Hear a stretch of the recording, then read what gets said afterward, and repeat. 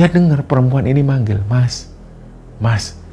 Yoyo noleh, ternyata sosok perempuan ini sudah nggak kelihatan lagi. Yang dilihat oleh Yoyo, wajahnya itu pucat kebiru-biruan, si perempuan ini. Terus nggak lama kemudian, Yoyo bisa ngelihat mata dari sosok perempuan ini, itu agak kemerah-merahan, terus berubah jadi keluar darahnya.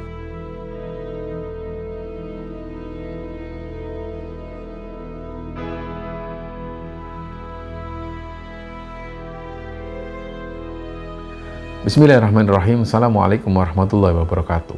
Sobat Kembara Sunyi dimanapun teman-teman berada, pada kesempatan kali ini kami akan membagikan cerita yang dikirim oleh Sobat Kembara yang bernama Yoyo yang asalnya dari Bekasi, Jawa Barat.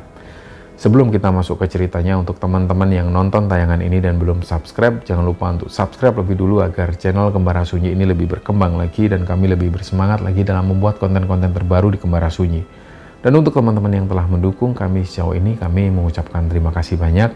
Semoga amal kebaikan teman-teman dibalas kebaikan berlipat oleh Allah Subhanahu wa Ta'ala.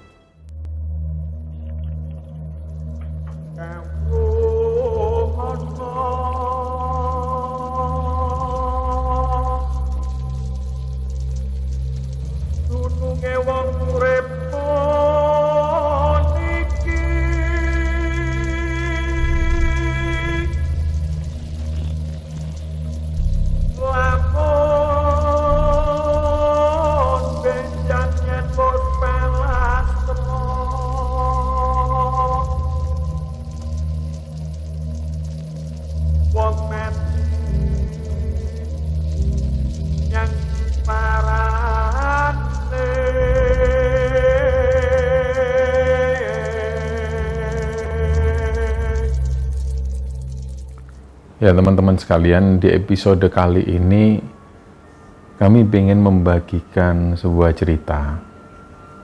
Cerita ini dikirim oleh Sobat Kembara yang bernama Yoyo. Jadi Mas Yoyo ini lahir di sebuah desa di Banyuwangi dan sekarang ini beliau tinggal di daerah Bekasi. Beliau punya bengkel las di sana. Nah, Mas Yoyo ini ingin membagikan pengalaman yang pernah dialami ketika dulu beliau masih tinggal di Banyuwangi. Jadi memang di sini Yoyo mengakui bahwa kehidupannya di masa lalu ketika kecil di Banyuwangi itu memang susah. Dia punya orang tua yang orang tuanya ini penghasilannya benar-benar pas-pasan. Dan dia masih ingat betul, untuk makan pun itu susah. Dia sering dapat bantuan dari tetangga. Jadi kadang-kadang itu sering ada tetangga yang datang bawa nasi sisa, yang kemudian nasi sisa ini dijemur untuk dijadikan nasi karak. Ya, mungkin teman-teman ada yang tahu tentang nasi karak ini. Dan Mas Yoyo di situ sering banget makan nasi karak tersebut karena memang kondisinya benar-benar terpuruk, kondisinya benar-benar kekurangan. Tapi yang disyukuri oleh Mas Yoyo, dia masih bisa sekolah meskipun hanya sampai kelas 2 SMP. Nah, kenapa waktu itu Mas Yoyo hanya bisa sekolah sampai kelas 2 SMP? Karena memang seperti itulah kondisinya, ekonomi juga sangat susah, dan bapaknya waktu itu benar-benar sudah nggak mampu lagi untuk membiayai sekolah Yoyo, belum lagi 3 orang adiknya yang sama-sama mereka juga butuh makan, juga butuh sekolah. Nah, di sini ada perasaan sedih dalam diri Yoyo karena dia bisa sekolah sampai SMP kelas 2 sedangkan adik-adiknya ini belum tentu bisa merasakan bangku sekolah. Nah, dari situ ada keinginan atau niat dari dalam diri Yoyo supaya dia bisa sukses dan paling tidak dia bisa menyekolahkan adik-adiknya. Inilah yang diharapkan Yoyo waktu itu. Jadi pas waktu dia benar-benar berhenti sekolah, bapaknya itu sempat pesan, "Yo, wis ngerti, kamu sudah tahu kalau kondisi bapak ibumu itu seperti ini. Maafkan bapakmu yo, ndak bisa nyekolahkan kamu sampai tinggi. Wis pokoknya kamu dalam hidup itu jujur nomor 1. Jujur itu adalah sebuah kehormatan. Ini yang harus kamu ingat betul. Nggak apa-apa, hidupmu sederhana nggak apa-apa. Asalkan kamu jujur. Kalau kamu nanti kerja ikut orang, kamu harus jujur. Itu modal utamamu.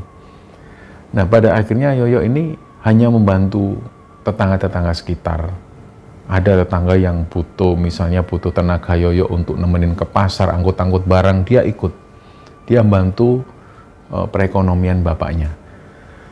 Terus beberapa bulan setelah Yoyo ini sudah nggak sekolah lagi, ibunya Yoyo sempat bilang, "Le, kamu mau ke Pak Dedanu? Pak Dedanu itu kayaknya butuh bantuan juga." Jadi Yoyo ini punya Pak D. Pak Dedanu ini adalah kakak laki-laki dari ibunya Yoyo, yang tinggalnya beliau itu di daerah Pasuruan, Jawa Timur.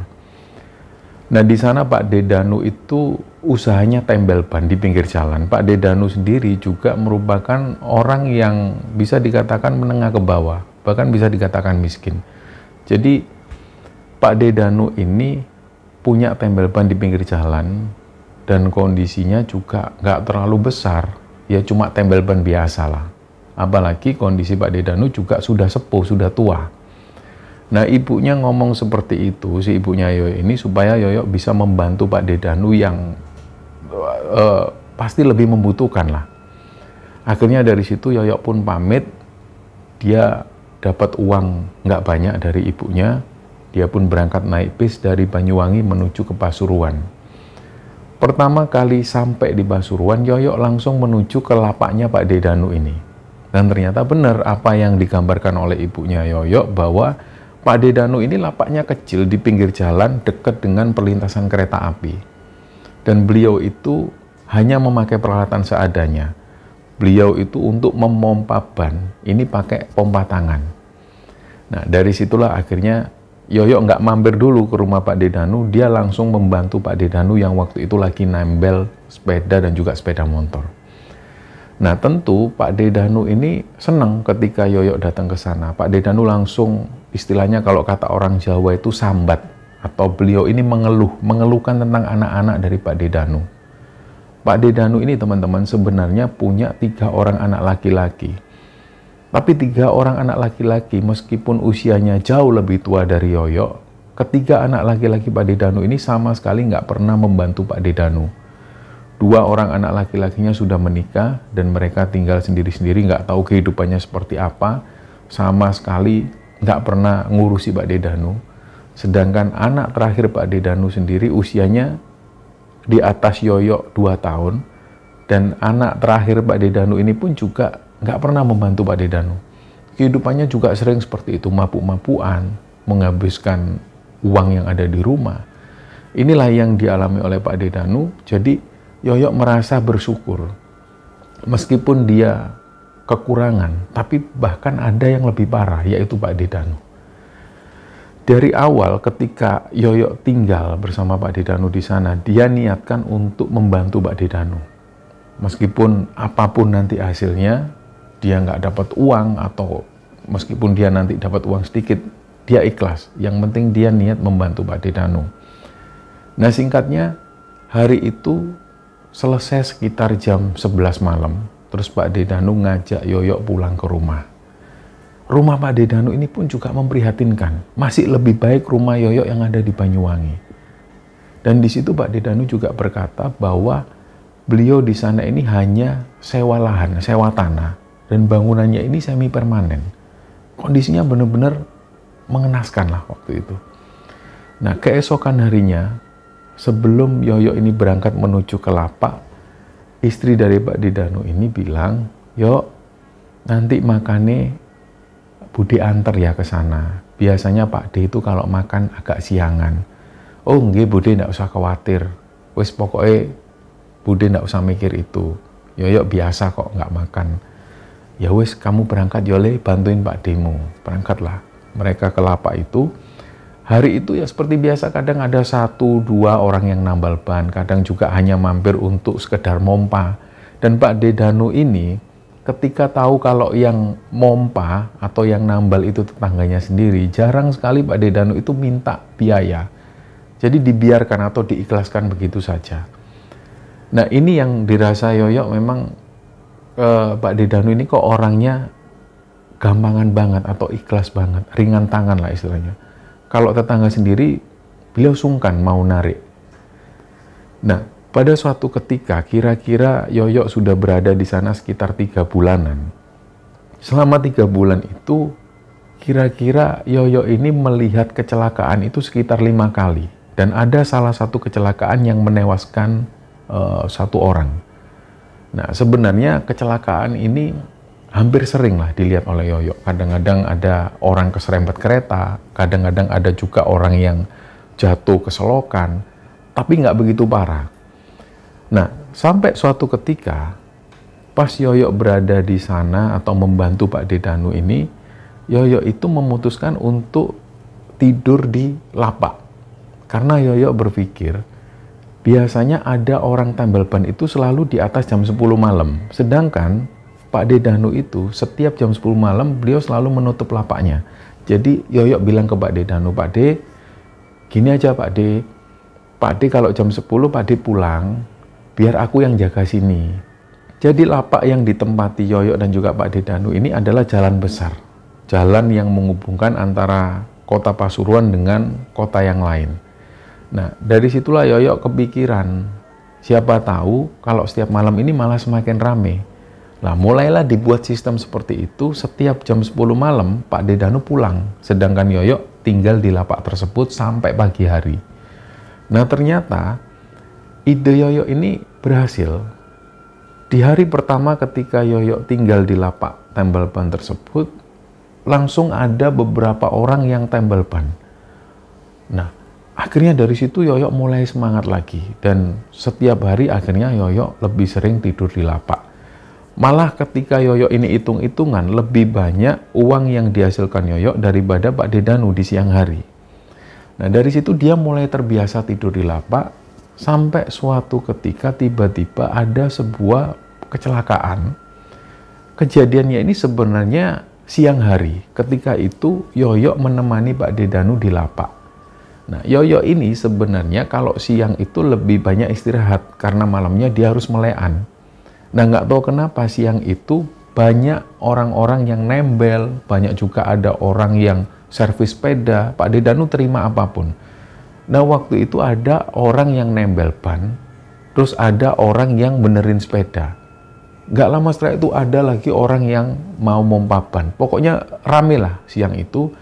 Tiba-tiba mereka semua yang ada di lapak itu dikagetkan dengan suara benturan keras banget, das. Nah, nggak tahu gimana ceritanya, yang jelas ada sebuah becak yang keserempet kereta api. Nah, ternyata becak ini ditumpangi oleh 2 orang siswi SMA. Satu dari 2 siswi SMA ini meninggal di tempat, dan satu lagi mengalami luka. Sedangkan tukang becaknya ini hanya terjatuh dari becak, jadi masih bisa diselamatkan. Nah, setelah kejadian itu, polisi ini datang di TKP dan melakukan olah TKP di sana, dan kondisinya ini benar-benar rame. Ada wartawan yang datang, ada juga warga yang berdatangan, hanya ingin melihat kecelakaan tersebut.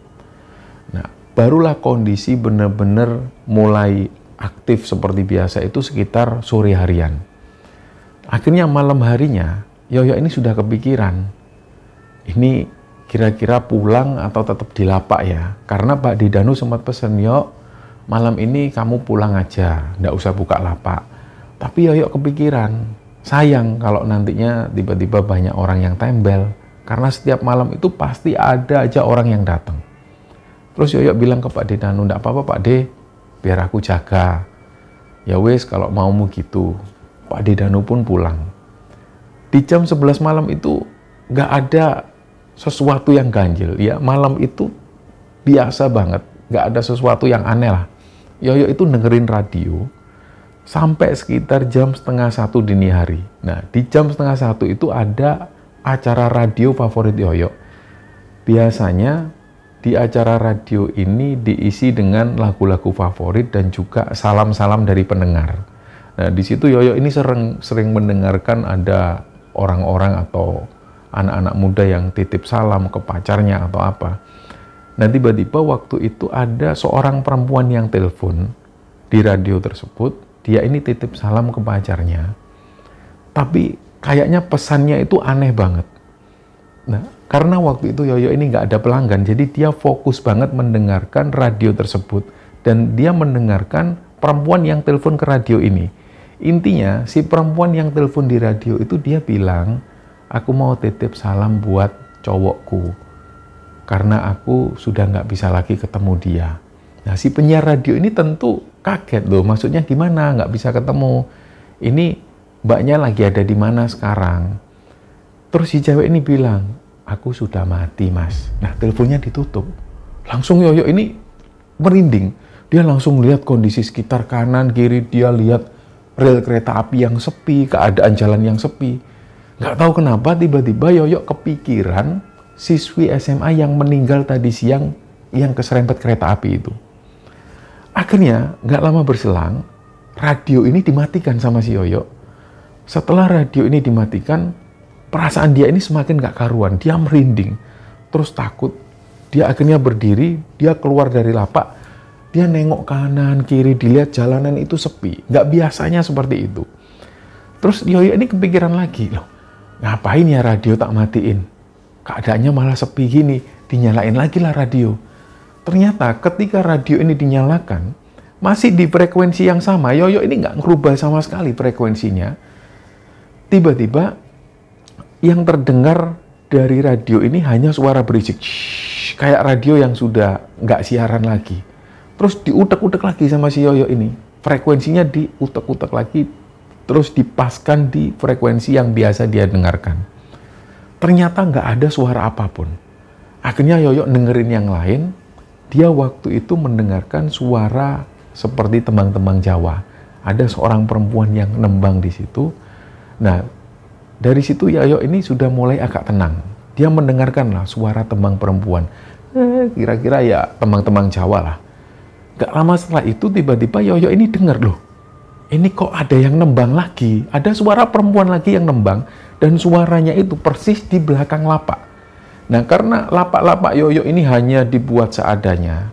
Hanya ada tumpukan-tumpukan kayu yang ditutup dengan kardus-kardus bekas. Dan juga beberapa triplek bekas. Jadi Yoyo ini dengar jelas kalau ada suara perempuan yang nembang di belakang lapaknya persis. Dan Yoyo tahu persis bahwa di belakang itu, ini adalah hamparan sawah yang luas, dan di situ ada rel kereta api. Nah, dari situlah Yoyo ini nggak berani ngecek. Apalagi waktu itu sudah sekitar jam 2 dini hari. Jadi dia akhirnya memberanikan diri. Radio yang keluar suara orang nembang tadi, ini dimatikan. Ternyata pas radio ini dimatikan, suara perempuan yang nembang ini masih terdengar. Dan terdengar semakin jelas. Jadi dari situlah Yoyo ini yakin ada perempuan yang nembang di belakang lapaknya. Dan di situ Yoyo ini nggak berani keluar sama sekali, nggak berani nengok. Jadi di situ dia cuma diem terus. Dan kejadian ini berlangsung lumayan lama, sekitar hampir 5 menit lebih lah. Setelah itu suara perempuan yang nembang ini sudah nggak terdengar lagi. Dan Yoyo kembali lagi menyalakan radio. Nah, disinilah ada keanehan lagi ketika Yoyo menyalakan radio. Terakhir kalinya ketika Yoyo matiin radio, ini frekuensinya di frekuensi yang ada suara orang-orang nembang tadi. Tapi ketika Yoyo nyalakan radio lagi, frekuensi ini berubah di frekuensi yang sebelumnya. Yang radio memutar lagu-lagu favorit dan juga ada salam-salam pendengar. Disitulah Yoyo ini semakin merinding waktu itu. Akhirnya dia putuskan untuk matiin radio. Nah, malam itu nggak ada pelanggan satupun yang datang ke lapaknya Yoyo. Sampai terdengar suara adzan subuh berkumandang. Dan pagi harinya, Pak Dedanu ini datang bersama Bude. Terus beliau tanya, "Yo, kamu kok belum tidur?" "Iya Pak De, sengaja aku nggak tidur." "Loh kenapa?" "Nggak apa-apa Pak De, soalnya kemarin itu banyak nyamuk." Yoyo alasan seperti itu. Akhirnya Yoyo ini diajak makan oleh Pak Dedanu. Di situ budenya Yoyo ini bawa beberapa makanan untuk dimakan. Ini sangat jarang sekali budenya Yoyo itu bawa makanan di pagi hari. Biasanya siang hari. Nah, akhirnya mereka makan bersama. Nggak lama setelah itu budenya Yoyo ini tanya, "Yo, kemarin itu kan ada kecelakaan. Anaknya meninggal." "Iya Bude, kenapa Bude?" "Kamu kok nggak takut tidur sini sendirian?" Ah, enggak lah Bude, enggak apa-apa Bude. Tapi kamu kemarin enggak digangguin apa-apa toh Yok? Enggak kok Bude, kenapa emangnya Bude? Ya enggak apa-apa, Bude ini di rumah itu kepikiran kamu terus. Nah ternyata Budenya Yoyo ini, di malam yang sama, ketika Yoyo ada di lapak itu, beliau ini kepikiran banget kondisi Yoyo di lapak. Bahkan waktu itu Budenya Yoyo ini sempat membangunkan Pak Dedano, Pak, Yoyo itu apa enggak apa-apa di sana sendirian? Kok aku khawatir? Nah, kenapa Budenya Yoyo ini khawatir karena Yoyo di sana sendirian? Ternyata tempat yang dijadikan lapak oleh Pak Dedano, lapak tambal ban itu, belakangnya itu dulunya adalah bekas makam. Dan makam ini sudah dibongkar, jenazah-jenazahnya itu sudah dipindahkan semua ke tempat yang baru. Karena rencananya lokasi itu akan dijadikan jalan menuju ke perumahan. Tapi sampai hari itu memang belum dijadikan jalan menuju ke perumahan. Nah dari situlah Budenya Yoyo ini khawatir dan beliau sempat menanyakan ke Pak Dedano, apa nggak apa-apa? Tapi Pak Dedano juga nggak bisa menjawab. Ya wis besok tanya aja ke Yoyo. Dari situlah Budenya ini tanya, kamu nggak apa-apa Tayo semalam? Ya Yoyo menjawab, nggak apa-apa Bude. Dia nggak cerita kejadian-kejadian yang dialami termasuk suara perempuan yang nembang di belakang lapaknya itu. Nah, beberapa hari kemudian, kira-kira sekitar 3 hari setelah itu, Pak Dedano ini pamit sekitar jam 3 sore. Kondisi beliau itu badannya nggak sakit. Jadi beliau pamit lebih sore, nggak seperti biasanya sekitar jam 10 malam. Hari itu sekitar jam 3 sore Pak Dedano pamit, yuk Pak De pulang dulu ya. Ini loh punggungnya Pak De sakit semua, mau minta pijat. Iya Pak De, nggak apa-apa Pak De. Pulanglah Pak Dedano. Dari jam 3 sore sampai jam 10 malam, Yoyo itu dapat sekitar 3 pelanggan. Ada yang tembel di situ. Nah, sekitar jam 10 malam, seperti biasa, Yoyo menyalakan radio sambil mendengarkan radio yang dia suka, lagu-lagu yang dia suka. Dan sekitar jam setengah 1 dini hari, dia langsung menuju ke frekuensi yang dia senangi. Ada acara radio yang biasanya dia dengar itu, yang salam-salam, dia dengar. Nah, malam itu nggak ada kejadian yang aneh. Dia dengar radio dan nggak lama kemudian ada orang yang datang. Dia ini bawa sepeda ontel dari kejauhan. Nah, Yoyo nggak berpikir sama sekali bahwa orang ini mau tembel ban. Karena sepedanya itu dikendarai biasa, diayu biasa. Jadi nggak mungkin lah bocor. Tiba-tiba setelah melewati lapaknya Yoyo, nggak lama si bapak-bapak ini balik lagi. Sepedanya dituntun. Kenapa Pak? Nggak tahu Mas, kayaknya bocor ini. Oh iya Pak, tak cek dulu ya Pak. Akhirnya dicek oleh Yoyo, ternyata ban ini memang bocor halus. Ini bocor halus Pak. Ya sudah Mas, tolong ditembel. Ya Pak, tunggu sini Pak. Terus setelah ditembel sama Yoyo, Yoyo ini memperhatikan terus. Ini bapak-bapak ini kok dari tadi tuh ngeliat ke arah rel terus. Akhirnya Yoyo tanya, kenapa Pak? Bapak ini rumahnya mana? Rumah saya deket kok Mas ini. Loh kenapa kok Bapak lihat sana terus? Memangnya ada yang jatuh toh Pak? Saya ambilkan. Oh enggak Mas. Terus dia ini kayak gelisah. Kadang-kadang beliau berdiri. Nah waktu itu Yoyo ini lagi bakar ban. Proses bakar ban untuk penebalan supaya bannya ini kuat. Jadi sambil nunggu proses ban ini dibakar, Yoyo ini terus memperhatikan si bapak-bapak tersebut. Suara radio ini masih nyala. Nah tiba-tiba pas bapak ini balik lagi duduk di bangkunya, radio itu secara langsung ini langsung mati. Bersamaan dengan duduknya bapak-bapak tersebut. Nah dari situ Yoyo juga ikut-ikutan kaget loh. Kok tiba-tiba mati? Dinyalakan lagi, radio ini nggak mau nyala. Dicek lagi lah baterainya. Ternyata baterainya ini juga nggak ada masalah. Dibolak-balik sama si Yoyo baterainya ini, terus dinyalakan lagi, radio ini nggak mau nyala. Nah, setelah ban sepeda ini selesai, bapak-bapak ini pun membayar kepada Yoyo. Setelah itu beliau pergi. Nggak lama beliau pergi, radio ini nyala. Nah, disitulah Yoyo ini bingung. Ini bapak-bapak tadi ini siapa? Kok bersamaan? Yoyo ini mau nggak percaya, tapi kejadiannya seperti itu. Nah, jadi inilah yang dialami Yoyo. Yoyo sendiri mengaku sebelum ada di lapak itu, ketika ada di Banyuwangi, Yoyo itu jarang sekali mengalami kejadian horor semacam ini. Ya paling hanya sekelebatan, paling hanya terdengar suara. Tapi ketika Yoyo kerja, ikut Pak Dedanu dan sering tidur di lapak tambal ban itu, dia sering mengalami kejadian yang aneh. Apalagi semenjak ada kejadian siswi SMA yang ketabrak itu. Nah, beberapa bulan setelah kejadian meninggalnya siswi SMA itu, tiba-tiba Yoyo ini mengalami kejadian aneh lagi. Nah, waktu itu sekitar jam setengah 12 malam, dia ngelihat dari kejauhan ada sosok perempuan. Dia ini berdiri terus di pinggir jalan, tapi jaraknya agak jauh. Setelah diperhatikan sama si Yoyo, ini kok kayak anak SMA, karena si perempuan ini pakai baju SMA. Tapi dia cuma berdiri, kadang-kadang dia pergi. Nggak kelihatan lagi dari pandangan Yoyo. Sekitar 10 menit kemudian, dia muncul lagi, si siswi SMA ini. Masih pakai baju SMA. Nah, Yoyo ini penasaran, masa iya di daerah sini ini ada PSK? Mohon maaf, karena Yoyo berpikirnya nggak mungkin ada cewek di jam seperti ini berkeliaran di pinggir jalan. Pasti anak nggak bener, tapi kok pakai seragam SMA? Nah, setelah Yoyo ngeliat lagi sosok perempuan ini, dia masuk lagi ke semak-semak, nggak kelihatan lagi.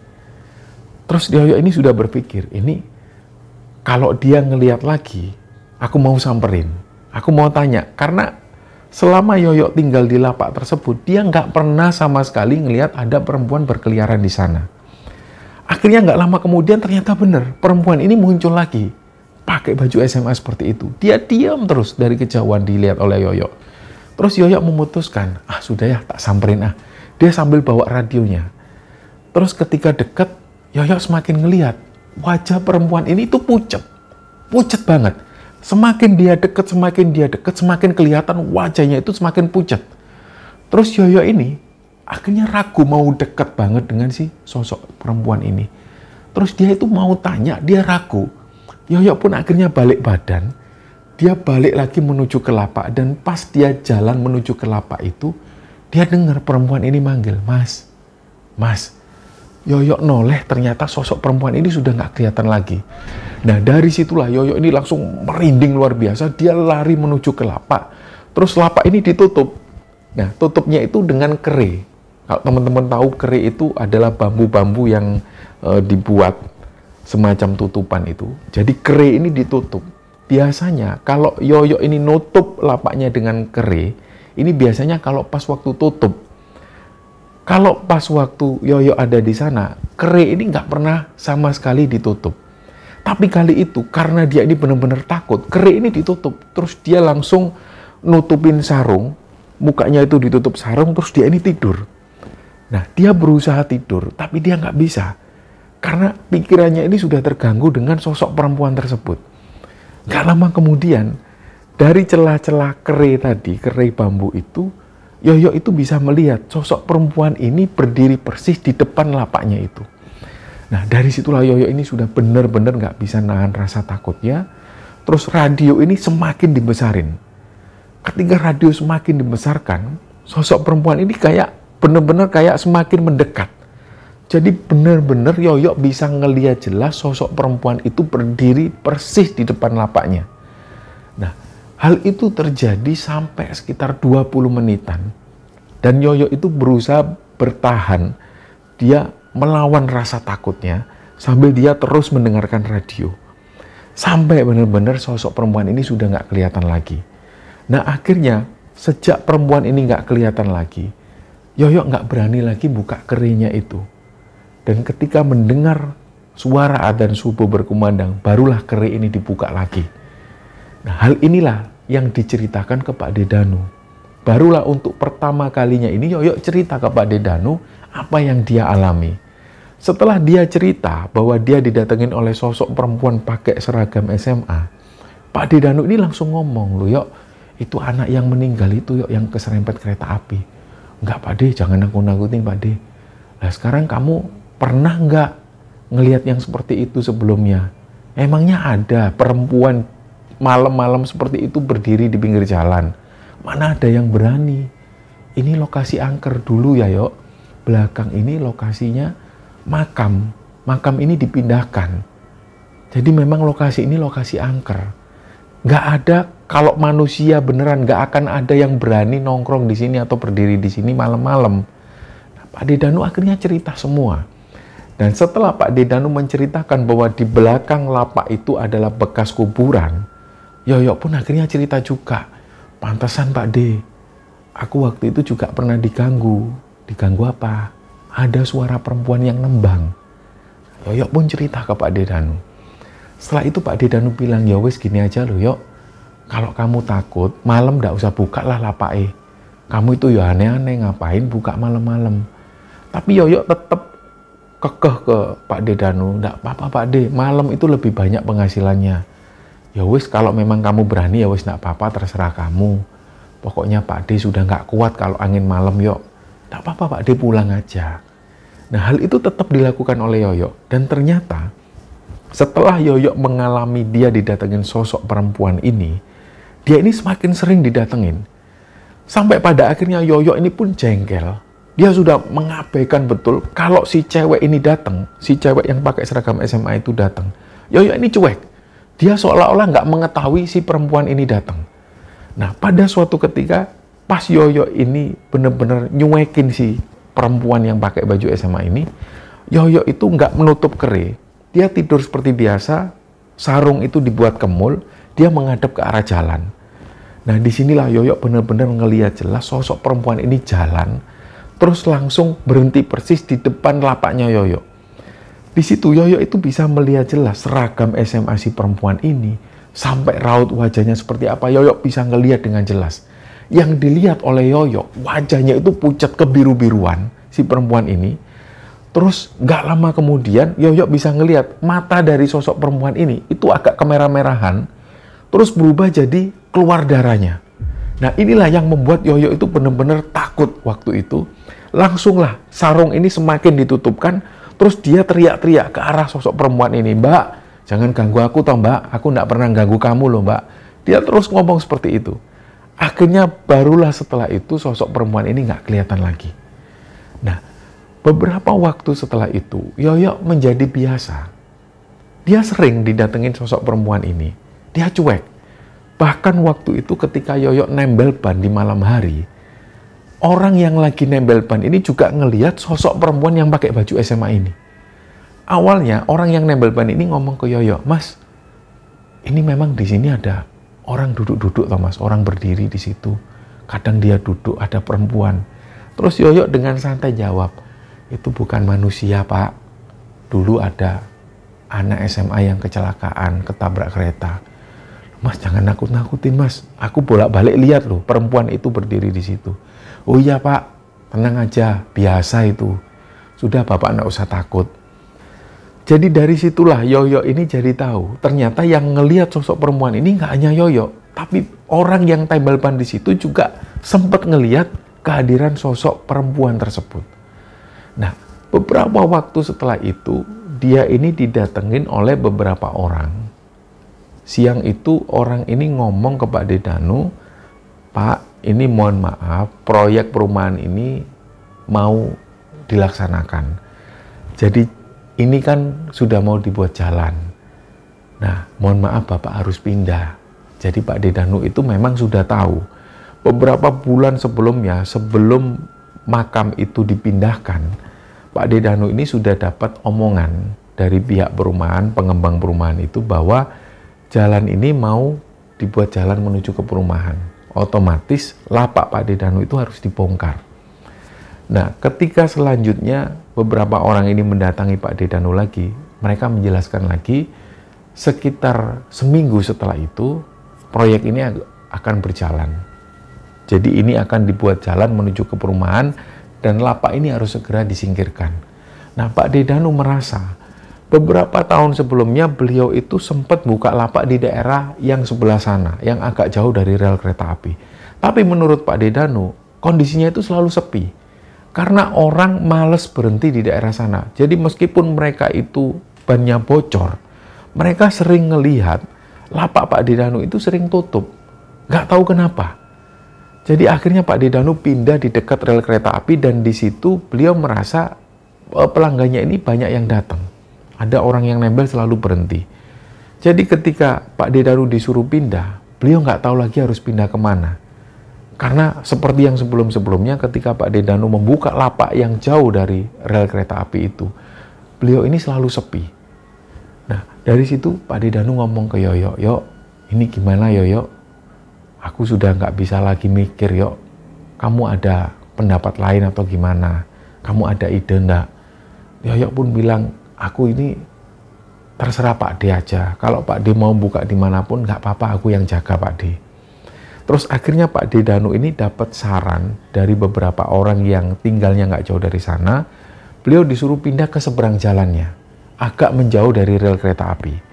Nah, mulailah lapak ini dipindah dan jalan yang tadinya itu ditempati oleh lapaknya Pak Dedanu, ini mulai dibongkar, dijadikan jalan menuju ke perumahan.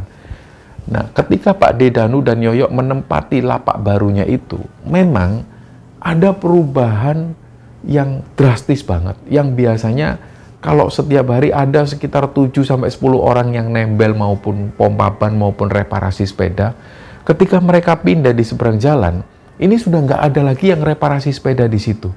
Bahkan orang yang memompa ban di situ sudah nggak mau. Karena orang-orang yang dari jalur seberang, yang dari jalur sebelumnya, ini malas untuk putar balik, jalannya itu besar. Inilah yang menyebabkan lapak baru Pak Dedanu itu jarang didatengin oleh orang. Nah, dari situlah kemudian pendapatan Pak Dedanu di lapak tersebut ini mulai menurun.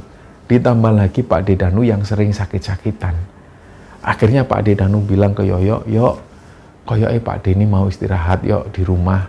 Pak D sudah nggak bisa kerja lagi." Nah, sedangkan dari situ Yoyo juga nggak bisa seharian penuh jaga lapak. Apalagi dia sudah tahu lapaknya ini selalu sepi. Akhirnya Yoyo bilang ke Pak Dedanu, "Ya wes Pak D, biar Yoyo pulang aja lah ke Banyuwangi. Siapa tahu di sana bisa bantu-bantu tetangga.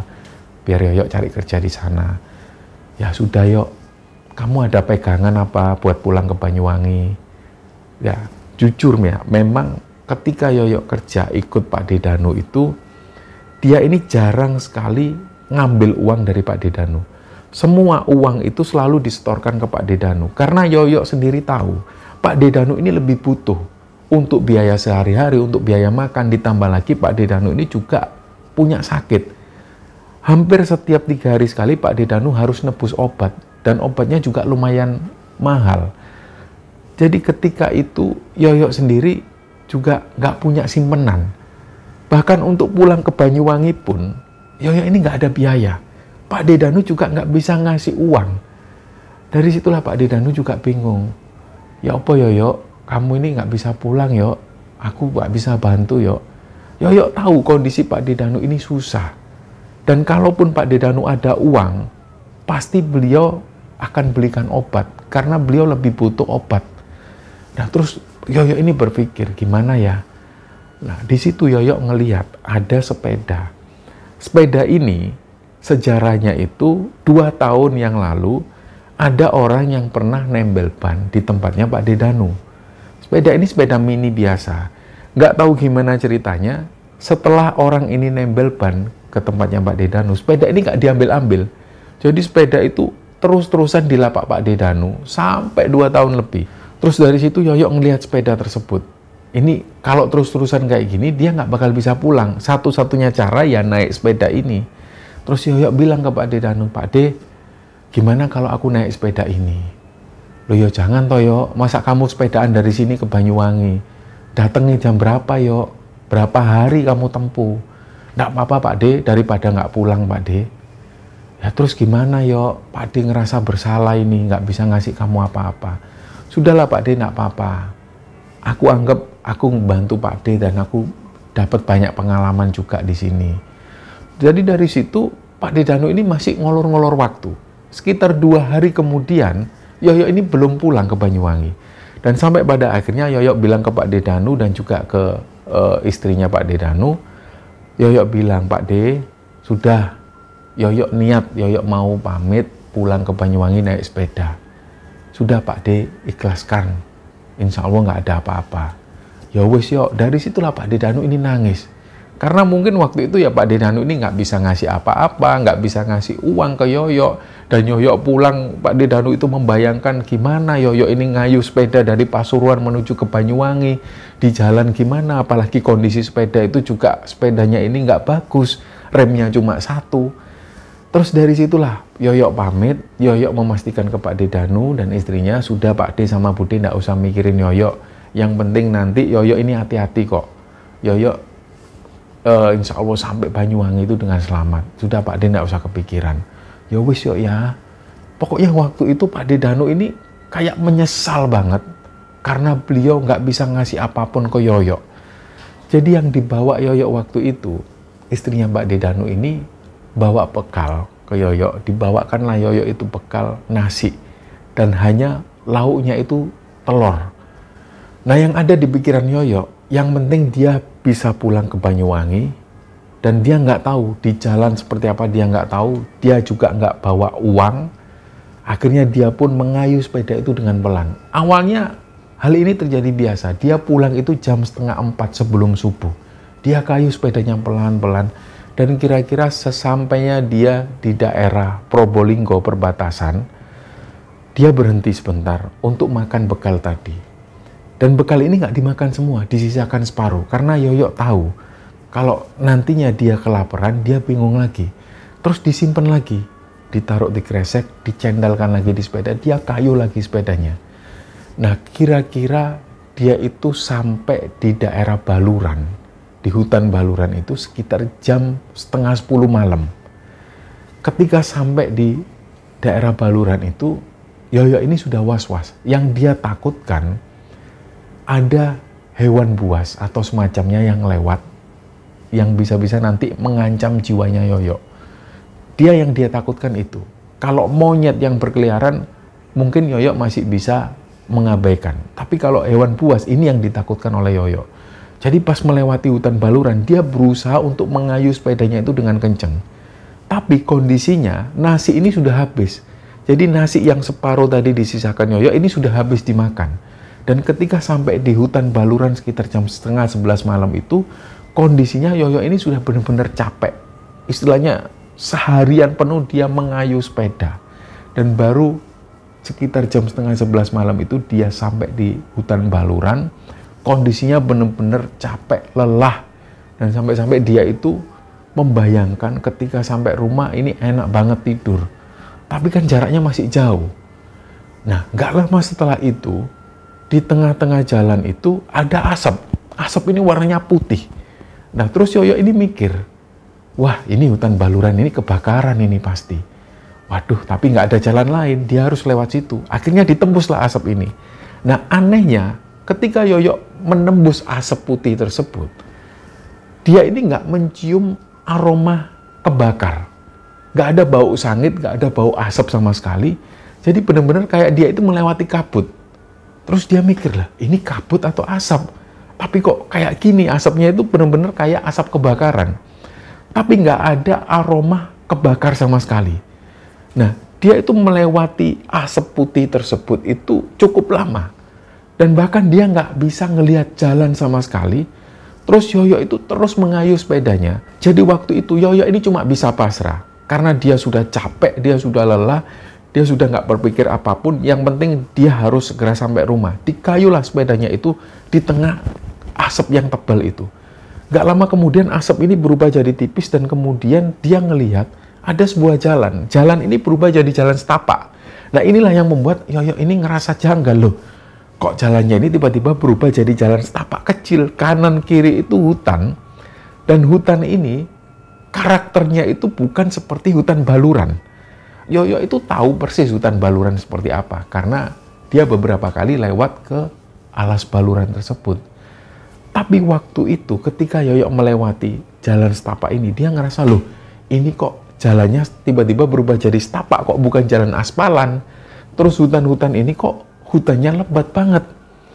Nah, selain itu juga, Yoyo itu kayak mendapatkan ada penerangan. Nggak tahu penerangan ini dari mana.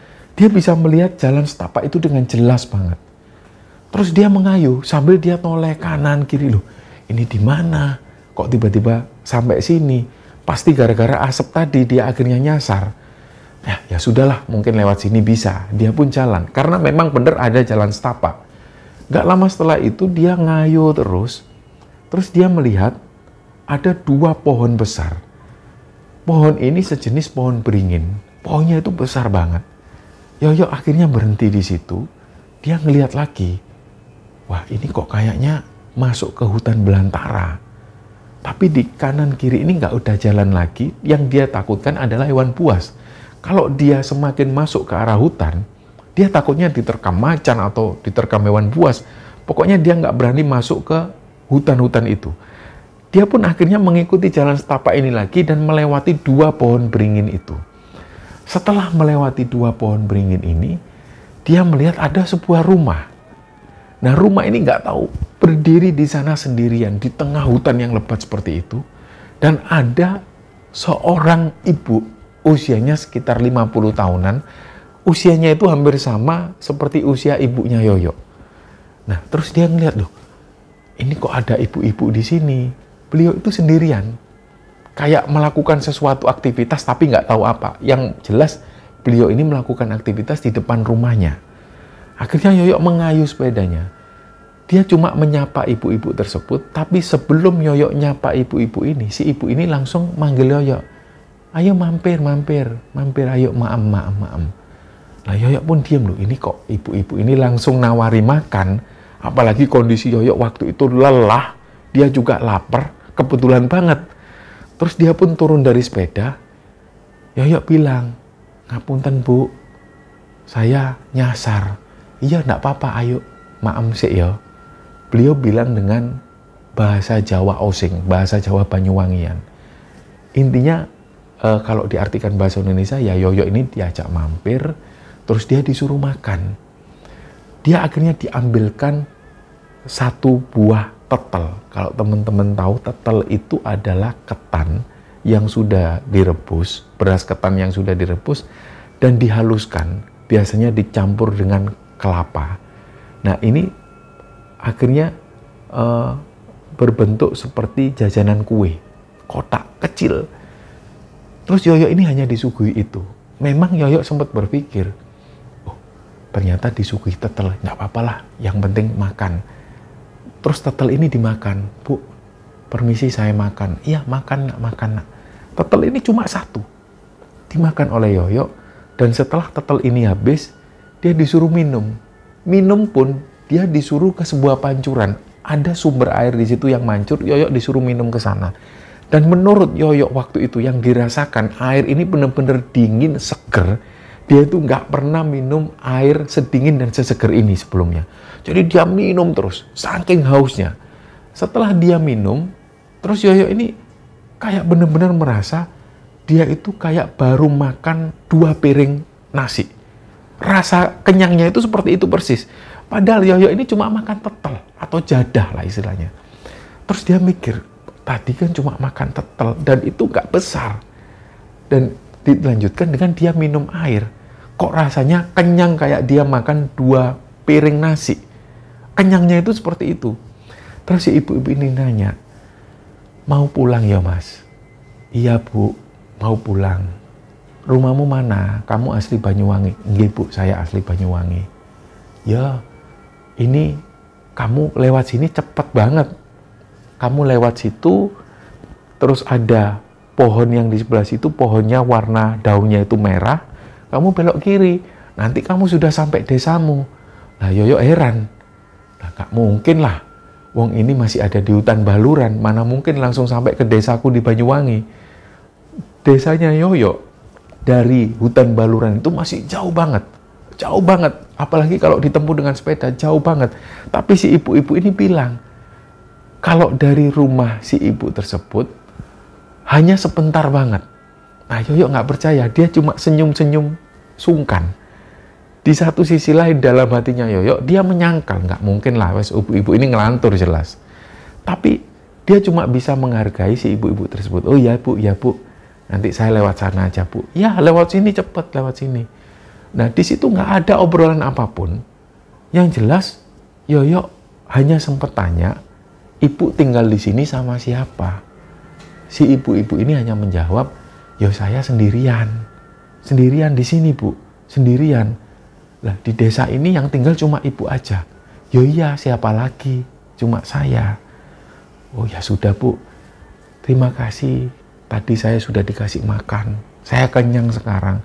Ya wes, kalau mau pulang di sana, pokoknya nanti kamu ke situ ada pohon, daunnya itu warnanya merah Mas. Nah itu kamu belok kiri, nggak jauh dari sana kamu sudah sampai desamu. Oh ya Bu, ya Bu. Tetap dalam hati kecilnya Yoyo ini tetap menyangkal. Ibu ini kok masih ngomong kayak gini lagi, padahal ini masih di hutan baluran. Jauh banget lah menuju ke desanya, nggak mungkin. Nah setelah itu Yoyo pun pamit. Pas dia mau naik ke sepedanya itu, ibu-ibu ini ngelepas kondenya. Jadi beliau itu kan pakai konde. Kondenya ini dilepas. Terus di situ Yoyo ini dikasih konde ibu-ibu itu. Kondenya ini biasa, kayak besi dan ukurannya juga nggak terlalu panjang. Ada bunga-bunga di ujungnya, berbentuk ukiran bunga. Terus ibu-ibu ini bilang, ibu nggak bisa ngasih apa-apa. Kamu itu orangnya jujur. Itu pertahankan sebagai modalmu. Jangan sampai kamu lepas dari jujuranmu itu. Karena jujurmu ini modal supaya kamu bisa dipercaya orang. Ini hadiah dari ibu. Siapa tahu bisa bermanfaat. Mungkin bisa kamu jual atau bisa kamu kasih ke anakmu nanti. Ya, hati-hati ya. Jangan lupa nanti lewat sana. Oh iya Bu. Lah Yoyo ini bingung. Bu, ini saya nggak bisa terima Bu. Saya nggak pernah dikasih orang kayak gini. Sudah nggak apa-apa kamu masukkan sakumu itu. Sudah masukkan. Akhirnya Yoyo pun terpaksa memasukkan tusuk konde tersebut. Terus Yoyo ini senyum. Dia bilang terima kasih. Matur nuwun Bu. Iya wis ya. Sana. Nah Yoyo mengayuh sepedanya lagi. Dia nggak sempat ngeliat lagi ke arah ibu-ibu tersebut. Yoyo ini cuma memperhatikan jalan setapak dan dia harus melihat atau mencari pohon dengan daun berwarna merah yang dimaksud oleh ibu-ibu tadi. Akhirnya ternyata benar. Sekitar 5 kayuan lah. Yoyo itu ingat betul. Gak lama dia mengayuh, sekitar 5 kayuhan itu, dia melihat kok tiba-tiba ada pohon di sebelah kiri. Pohonnya itu aneh banget. Dia gak pernah ngelihat pohon yang seperti ini. Dan daunnya itu benar-benar berwarna merah. Semuanya itu merah. Terus dari situ Yoyo berhenti sejenak. Dia ngelihat lagi ke belakang. Ke arah rumah ibu-ibu tadi. Ternyata di belakang itu nggak ada apapun. Yang ada ini hanyalah semak belukar. Hutan dengan pohon-pohon yang besar. Nggak ada rumah yang tadi disinggahi oleh Yoyo. Dan ibu-ibu ini pun juga nggak ada. Terus akhirnya Yoyo meraba-raba sakunya. Tadi tusuk konde yang dikasih ibu-ibu ini di mana? Ternyata tusuk konde ini juga nggak ada. Nah dari situlah Yoyo sudah mulai kepikiran. Berarti itu tadi cuma halusinasi. Atau mungkin ibu-ibu tadi ini makhluk gaib. Yang dia ngasih tusuk konde ini pun juga, tusuk kondenya ini juga hilang. Ya sudahlah, yang penting aku lewat sini aja. Katanya ibu-ibu ini bisa tembus jalan. Nah setelah Yoyo melewati pohon dengan daun berwarna merah itu, Yoyo ini kaget, bener-bener kaget. Dia itu tiba-tiba berada di sebuah pemakaman desa. Dan ini adalah pemakaman yang ada di desanya Yoyo. Yoyo itu keluar dari pemakaman desa. Nah, dia tuh merinding. Persis banget ini, aku merinding juga cerita ini. Dia tuh tiba-tiba keluar dari pemakaman yang ada di desanya. Terus Yoyo noleh, loh, kok tiba-tiba aku keluar dari pemakaman desa? Terus dia lihat, loh, ini kan desaku. Karena di situ tercantum jelas pemakaman desa dan dijelaskan di situ desanya Yoyo. Terus Yoyo ini bingung, dia tuh kayak nggak percaya. Dia lihat lagi di area sekitarnya, ternyata bener loh, ini memang makam yang ada di desaku, ini pemakaman yang ada di desaku. Kok tiba-tiba aku ada di sini? Yoyo bingung. Terus dia tuntun sepedanya itu, dia nggak naik lagi. Dia jalan pelan, bener-bener kayak orang linglung. Dia ingat, gak jauh dari makam yang ada di desanya itu, di situ ada rumahnya Pak Buyung. Rumah Pak Buyung ini memang dekat sekali dengan pemakaman dan biasanya ketika ada orang yang meninggal, Pak Buyung ini tugasnya menggali makam. Dan ternyata benar, gak lama Yoyo ini jalan, dia ngelihat, loh bener rumahnya Pak Buyung. Gak lama lagi, ini kan pos kamling. Ternyata bener, Yang dilihat Yoyo setelah rumah Pak Buyung ini ada pos kamling. Nah, barulah di situ Yoyo ini langsung tersadar bahwa dia sudah sampai di desanya.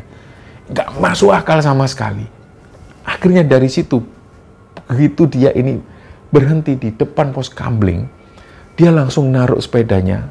Yoyo ini duduk bersimpu, saking lemesnya. Waktu itu dia benar-benar sudah kelelahan, dan dia dicampur dengan rasa yang nggak percaya dia sudah sampai di desanya. Dia akhirnya duduk bersimpu di situ, terus dia ini kayak orang bingung. Akhirnya nggak tahu gimana ceritanya, Yoyo itu langsung terbaring persis di depan pos kamling. Sampai sekitar jam 7:30 dia ketemu salah satu warga desa.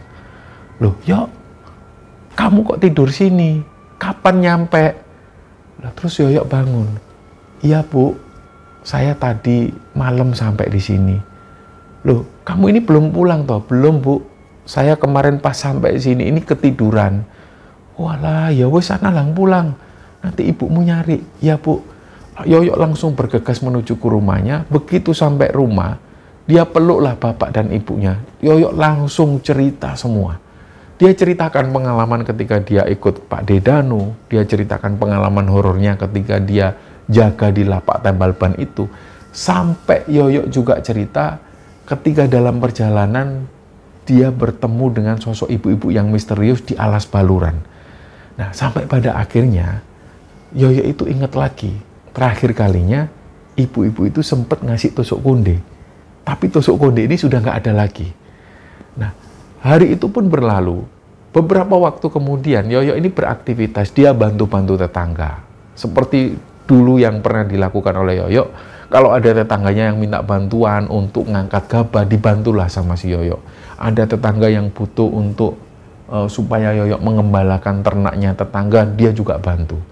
Berhari-hari setelah itu dan sampai kira-kira sekitar hampir 2 bulan Yoyo berada di rumahnya yang di Banyuwangi itu, Yoyo ini tidur malam itu.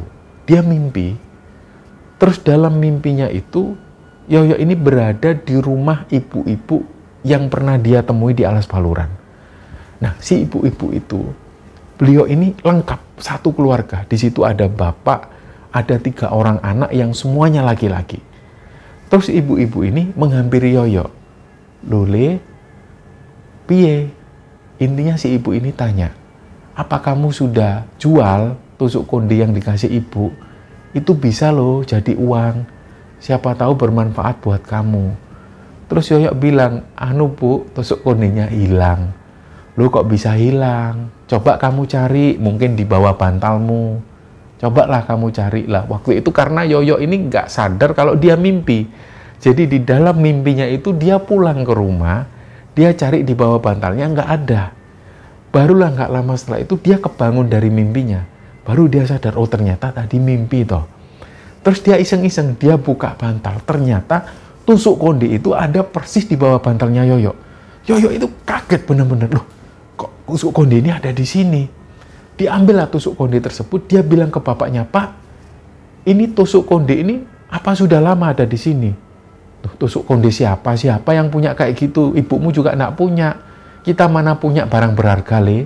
Apalagi itu tusuk konde itu kok warnanya kayak emas, Le? Dapat dari mana? Lah, Yoyo pun menjelaskan, ini lho Pak yang tak ceritakan. Waktu aku nyasar di alas baluran ketemu ibu-ibu, si ibu-ibu ini ngasih tusuk konde. Nah, terus bapaknya Yoyo bilang, loh, kalau memang dikasih, kenapa kok kamu baru nunjukin sekarang? Kan sudah lama itu kejadiannya. Lah, Yoyo pun cerita, ya, aku baru mimpi ini, Pak. Terus aku dikasih petunjuk kalau tusuk konde ini ada di bawah bantalku. Lah, terus gimana, Le? Lah, ini aku disuruh jual, Pak. Ayo, Pak, anterin ke pasar, Pak. Nah, ketika Yoyo menuju ke pasar bersama bapaknya, dia langsung menuju ke toko emas. Dijualah tusuk konde tersebut. Dan ternyata tusuk konde ini laku. Dan memang benar, tusuk konde ini benar-benar emas. Dia mendapat beberapa uang. Sampai waktu itu, bapaknya Yoyo ini bisa membeli sapi dan juga 2 ekor kambing dari jualan tusuk konde tersebut. Bahkan waktu itu Yoyo juga bisa membeli 1 buah sepeda. Nah, dari situlah kemudian Yoyo ini memikirkan lagi, sosok ibu-ibu itu siapa? Dan Masih dia nggak percaya waktu itu, kenapa kok tiba-tiba dia berada di Alas Baluran, terus langsung tembus ke desanya. Padahal kalau ditempuh dengan kendaraan bermotor dari Alas Baluran menuju ke desanya Yoyo itu masih sekitar 2 jam perjalanan. Apalagi waktu itu Yoyo naik sepeda. Kalau dari Alas Baluran menuju ke desanya naik sepeda, ini kira-kira ya sekitar 5-6 jaman. Tapi waktu itu tiba-tiba Yoyo mengalami peristiwa yang semacam ini, peristiwa yang ganjil. Dan anehnya tusuk konde itu bisa dijual dan bahkan sampai bisa dibelikan sapi dan 2 ekor kambing oleh bapaknya Yoyo. Yoyo pun juga bisa beli sepeda dari situ. Nah singkatnya, beberapa waktu kemudian sapi dan juga 2 ekor kambing ini beranak pinak. Sampai pada akhirnya mereka pun bisa menjadikan hasilnya itu sebagai modal usaha. Kambing ini dijual, dibelikan kambing lagi, beranak pinak lagi, dijual lagi. Dan akhirnya Yoyo itu bisa memelihara beberapa kambing dan juga beberapa ekor sapi. Nah singkatnya, beberapa waktu kemudian Yoyo ini diajak oleh tetangga desanya merantau ke Bekasi. Tetangganya ini sudah punya bengkel las di sana. Dan tetangganya bilang, ayo Yoyo, siapa tahu kamu jodoh di bidang bengkel las ini. Nanti kamu bisa buka bengkel las sendiri. Yoyo sempat mikir-mikir, apa enak di sini aja ya memelihara kambing, terus dia bantu-bantu bapaknya. Tapi dia kemudian berpikir, tapi siapa tahu ini kesempatan yang emas. Siapa tahu memang jodohnya di sini. Diambillah kesempatan itu, dia akhirnya ikut temannya menuju ke Bekasi. Dia belajar tentang seputar las dan juga tentang manajemen pembukaan bengkel. Nah, mungkin waktu itu memang Yoyo ini lagi beruntung. Dan nggak lama setelah itu, nggak sampai 2 tahun, terus temennya ini bilang, "Yuk, kamu kan sudah mahir. Kamu buka bengkel las sendiri aja, nggak jauh dari sini. Kalau nanti bengkelku ini rame, larinya ke kamu. Bisa jadi langgananmu nanti." Dan ternyata benar, ketika Yoyo membuka bengkel las baru, Yoyo mulai dapat pelanggan. Pelanggan-pelanggan ini juga didapatkan dari pelanggan-pelanggan yang dulu. Jadi selain teman lamanya itu dapat pelanggan, Yoyo pun juga dapat pelanggan dari sana. Dan sampai hari ini, Yoyo masih setia dengan bisnisnya itu. Dia punya bengkel las di daerah Bekasi. Dan sekarang ini Yoyo sudah menikah dan mempunyai 2 orang anak. Nah, cerita inilah teman-teman yang dibagikan oleh Yoyo kepada Kembara Sunyi. Dan semoga kisah ini bisa menghibur teman-teman sekalian. Dan lebih-lebih semoga kisah ini bisa kita ambil hikmah dan bisa kita ambil pelajaran di dalamnya. Mohon maaf kalau ada salah-salah kata. Wassalamualaikum warahmatullahi wabarakatuh.